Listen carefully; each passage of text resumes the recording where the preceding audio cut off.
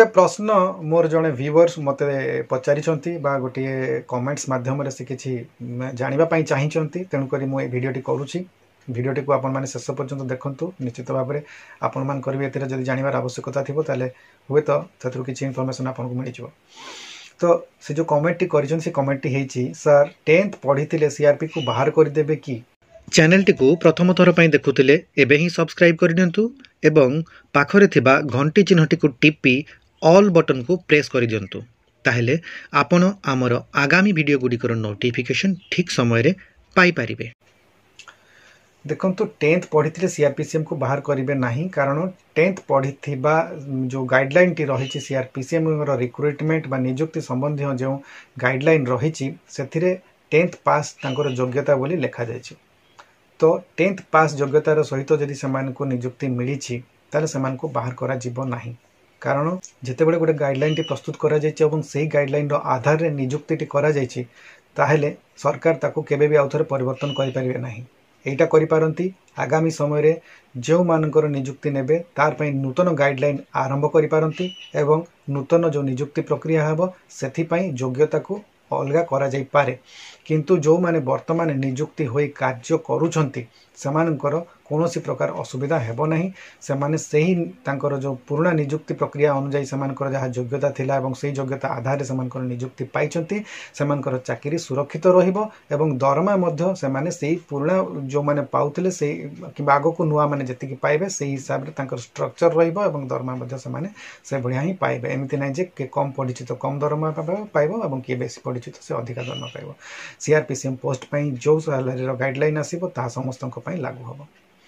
तो यहाँ हूँ गोटे बड़ कथा जे कहीं चिंता करुँचे 10th क्लास मान को बाहर कर दे जेहेतु ये वर्तमान जो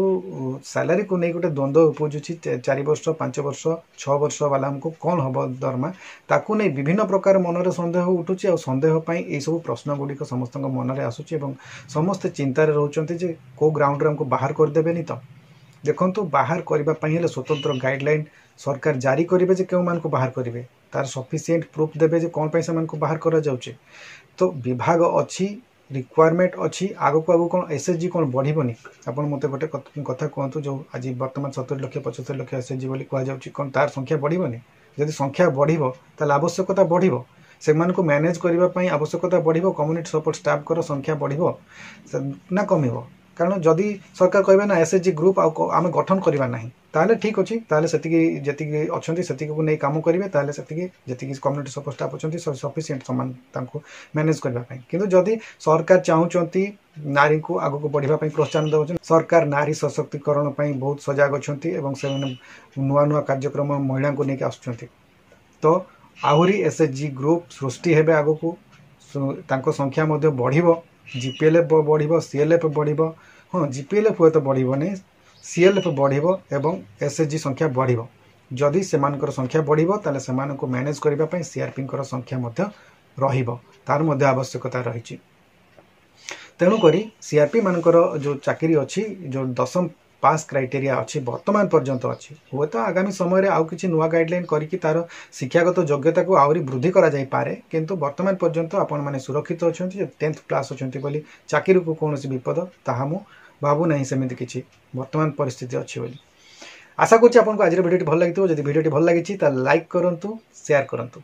आउ वीडियो को जदि एपर्यंत सब्सक्राइब करना ताले सब्सक्राइब करंतु कारण नुआ चैनल आपण मानकर सपोर्ट आवश्यकता रही। आज वीडियो को मुझे रखुची आगामी वीडियो पुणी देखा आउ किछि नुआ टॉपिक विषय में आलोचना करवा। आज वीडियो को आपण माने शेष पर्यंत देखिथिबारु आपनको बहुत बहुत धन्यवाद। नमस्कार।